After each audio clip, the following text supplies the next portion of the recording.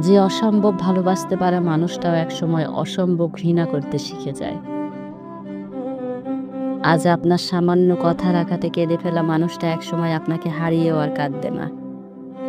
দিব্যি হেসে উড়িয়ে দিবে সব। যে মানুষটা সবসময় আপনার পিছনেই পড়ে থাকে, একটু সময় পাওয়ার জন্য নানা রকম পাগলামো করে, একদিন তার এই পাগলামো থেমে যাবে। তখন সে নিজে নিজের সময়কে মূল্যায়ন করতে শিখে যাবে। আপনার পিছনে পড়ে থেকে অযথা সময় নষ্ট করবে না।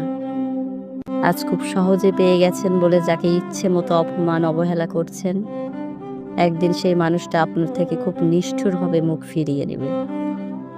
তখন সে নিজেই নিজেকে সম্মান দিতে শিখে যাবে। তখন তার জীবনে আপনার মতো কাউকে প্রয়োজন হবে না। আপনি তখন তার জীবনে একেবারেই মূল্যহীন হয়ে যাবেন।